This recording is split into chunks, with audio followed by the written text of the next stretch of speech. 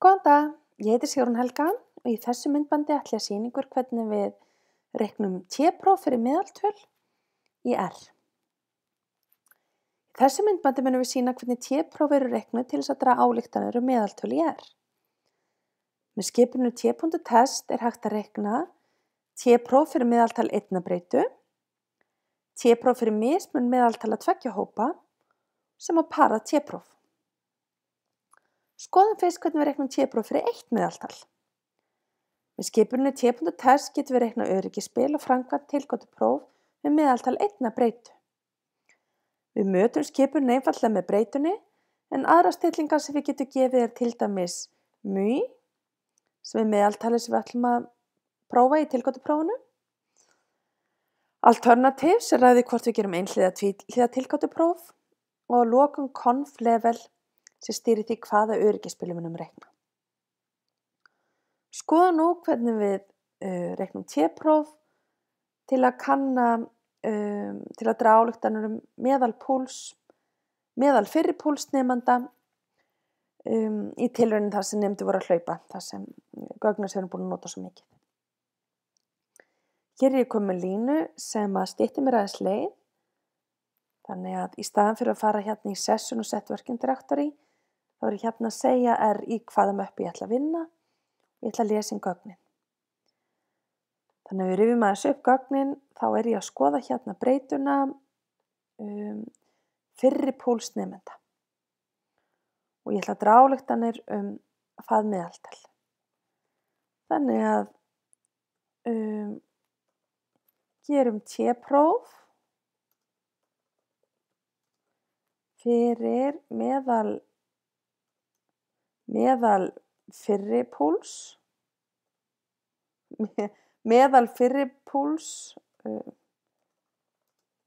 nemenda. Þá gerir einfaldlega t.test data fyrri púls. Og sér sjáum við útkomuna. Hér er prófstærðin, hér er fjöldi frígráða og hérna er p-gildið. Og þessi hérna ritháttur E-16 þýðir að þetta er talan 2,2 sinnum 10 í veldinu -16. Það er sem sagt 0,000 og það eru 16 0 og þá kemur loksins 2,2 fyrir aftan. Þannig að þetta er mjög lágt p-gildi. Og hvernig stendur á því? Jú, það er sjálfgefið að prófa hvort að meðaltalið sé jafnt 0. Og meðaltalið reyndist 71,8 þannig að það er auðvitað mjög fjarri 0 og því var tilgátuprófinu hafnað. 95% öryggisspil nær frá rétt tæplega 70 upp í rétt tæplega 74. Við getum breytt í hvaða meðaltal við erum að prófa með því að segja mý jafnt og prófum hérna til dæmis hvort að meðaltalið sé jafnt 60 slögum á mínútu. Þá skrifum við einfaldlega t.test allt eins nema að komma mý jafnt og 60. Skoðum það úttak. Öryggisspil er það sama, metna meðaltalið er það sama. Jú, og reyndar þá er p-gildið mitt ennþá svona opaslega lágt. Og ég þarf væntanlega að setja bara, ég til dæmis inn á mitt bilið. Þá er nú alveg bókað að ég fái eitthvað hátt p-gildi hér. Jú, það fyrir upp fyrir 0,05. Það er að segja að ég get ekki hafnað 0 til gátunni að meðaltalið sé jafnt 70, en ég get hafnað því að meðaltalið sé jafnt 60.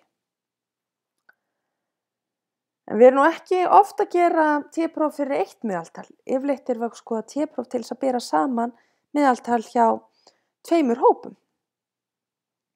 Þá notum við áfram skipuna t.test, nema núna mötum við hana með 2 breytum sem eru aðskildar með svona tilda. Vinstra megin kemur breytan sem meðaltalið er reiknað fyrir, en hægra megin kemur flokkabreyta sem segir til hvaða hóp hver mæling tilheyrir. Og nú skulum við sjá til dæmis hvort að munur er á fyrri púlsnemenda eftir því hvaða inngrip þeir hlutu. Það er að segja eftir því hvort þeir hlupu, eða þessu tilviki sem þetta fyrri púlsinn, þá er eftir hvort átt að hlaupa kjurir, átt að hlaupa eða átt að sitja kjurir. Þannig að hér gerum T-próf til að prófa hvort það sé munur á fyrri púls nemenda eftir því hvort þeir áttu að hlaupa eða sitja kjurir. Og þá segir T.test og segir data fyrri púls, ég ætla að segja tilda, hjá mér það allt á spurningamerki, eftir því hvert inngripið Skoðum útkomuna. Hér sjáum það aðeins breyst, hérna erum við að gera sem kallað Welch 2 sample t-test. Hér prófstærðin, hér eru frígráðurnar og hér það sem við lítum fyrst og fremst eftir, það að segja p-gildið og það minni 0,05 og það þýðir að það munur í fyrri púlsnemenda eftir því hvort átt að hlaupa eða sitja kyrrir. Og þið sjáuð að púlsin hjá þeim sem átt að hlaupa var hærri, þannig að ein hugmyndi til dæmis sú að greina nemendurnir sem vissu þeir átt að hlaupa, að þeir hafi orðið eitthvað stressaðir og þar af leiðandi hafi púlsið þeirra hækkað. Skoðum nú líka hvort það sé munur á seinni púls eftir inngripinu. Það ætti nú að sjást enn meiri munur vegna þess að í því tilviki þá hefur helmingurinn setið kjur, menn hinn helmingurinn var að hlaupa. Þá gerum við alveg það sama, að breyta sem við ætlum að skoða heitir núna seinni púls. Og jú, hér sjáum við að seinni púls þeirra sem hljóp fór alveg upp í 97,8 meðan seinni púls þeirra sem satt hér var hér bil svo sami. Og hér sjáum við að p-gildið mjög lágt, að það eru 16,0 á undan 3,75, þannig þessi rækilega hafnað. Eitt sem ég gleymdi að nefna var hvað öryggisspilið segir þessu tilviki. Í þessu tilviki segir öryggisspilið öryggisspil fyrir mismun þessara tveggja meðaltala. Þannig í fyrri tilvikinu með fyrri púls, þá ég viss það, 95% viss það, að munurinn á meðaltölum hjá hópunum tveimur frá 2 slögum á mínútu, eða tæplega 2 upp í rétt rúmlega 10 slögum á mínútu. Men í seinna tilvikinu, þá 95% vissum að munurinn á púlsinum hjá þessum tveimur hópum frá tæplega 23 slögum á mínútu upp í rúmlega 34 slögum á mínútu. Það síðasta sem við ætlum að skoða, það hvernig framkvæmum parað T-próf. En þegar við erum með parað T-próf, þá erum við með paraðar mælingar. Þá mötum við skipunina með 2 talnabreytum sem aðskildar með kommu. Þar sem önnur breyta lýsir mælingunni fyrir inngrip eins og seinna eftir inngrip. Þannig að nú ætla ég að skoða parað T-próf til þess að meta munin fyrir og eftir hlaup. Hérna framkvæmum parað T-próf og pössum okkur þegar við framkvæmum parað T-próf þá þurfum við að gefa stillinguna paired jafnt og true. Þannig þess vegna kemur hérna fyrst fyrir breytan og svo seinni breytan og svo stillingin paired jafnt og true. Þannig að skoðum það, T.test á data fyrri púls, data seinni púls, paired jafnt og true. Og hér útkoman. Jú, p-gildið lágt. Við getum fullyrt að hér öryggisspilið. Þetta öryggisspil segir hver breytingin á fyrri púls og seinni púls. Og það þýðir að hérna í þessu tilviki að fyrri púlsinn sannarlega minni en seinni púlsinn. Það eitt galla við að prófa þetta svona og það að inngripið alls ekki það sama hjá öllum hér, hvað gerist á milli fyrri púls og seinni púls vegna þess að hluti af hópnum var að hlaupa en hinn hlutin var ekki að hlaupa. Þá ætla ég að gera svolítið triks og ég ætla að búa til raun og veru 2 svona hlutgagnasöfn. Það sem eitt gagnasafn ætla ég að kalla hljóp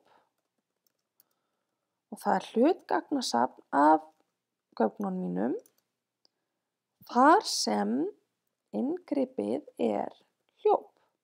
Muniði, ef ég skoði hérna gögnin, að breyta inngrip gat annarkost verið að fá hljóp eða satkjört.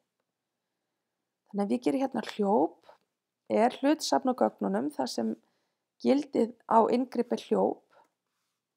Það var hérna til nýtt gagnasafn og þið sjáið að í þessu gagnasafni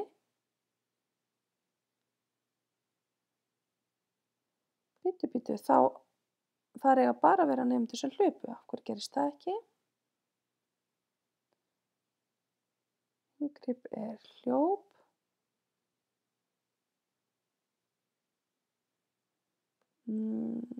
Afsakið mig, á ég kannski að segja hafði ekki innan gæsalappa. Svona, fyrirgefðu mig. Þá kemur þetta aftur. Nei, það dugar ekki. Prófum að segja data. Afsakið mig. Þetta er nú algeng mistök. Ég ætti að segja tvöfalt hérna. Inngrip hefur verið 2 jafndamerki hér. Það er eiginlega gott að þessi vill að koma upp vegna þess að þetta er algeng mistök. Það eru verið 2 jafndamerki hérna. Þá sjáum við að mælingunum fækkar. Þá gerist loksins það sem ég vildi að allir í þessu gagnasafni hlupu. Hér er ég búin að velja út alla þá sem hlupu. Og svo ætlum ég sömuleiðis að gera eins gagnasafn fyrir alla þá sem sátu kjurrir. Hvernig var það aftur skrifað? Jú, það var sat og svo svona underscore og kyrr. Þannig að hljóp er þetta og sat er þá annað gagnasafn þar sem inngripið er sat kyrr. Og ef við skoðum sat gagnasafnið þá er bara að velja úr alla þá sem sátu kjurrir. Og núna er áhugaverðar að gera para-T-próf. Það sem ég geri t.test en ég ætla bara að skoða þá sem hlupu. Þannig ég ætla bara að skoða gagnasafnið hljóp fyrir púls. Á móti hljóp, seinni púls og paired er true. Skoðum þá útkomu og jú, það er svo sannarlega munur á púlsinum á fyrri og seinni púls allra þeirra sem hlupu. Eins og maður bjóst við, þú ert búin að hlaupa í smá tíma þá þetta hækkar púlsinni. Svo skulum við skoða, gildir það sama þá sem sátu kjurrir. Þannig ég ætla að gera nákvæmlega sömu skipun en núna bara fyrir gagnasafn þeirra sem sátu kjurrir. Keyrum það og sjáum, nei sko, það er eitthvað allt annað að gerast. Meðalmunurinn er hreinlega 0 og öryggisbilið er hérna frá mínus 0,89 upp í 0,89. Það er mjög þröngt. Það er nánast engin munur á fyrri og seinni púls þeirra sem sátu kjurrir. En ef við skoðum gögnin, ef þeir sem sátu kjurrir var fyrri og seinni púls mjög líkur, eins og þið sjáum mælingarnar hér, 90, 91, 83, 84, hér bil svo sami. En hjá þeim sem hlupu er mjög mikill munur á fyrri og seinni púls. Jæja, þetta var allt sem ég ætla að segja T-próf. Takk fyrir.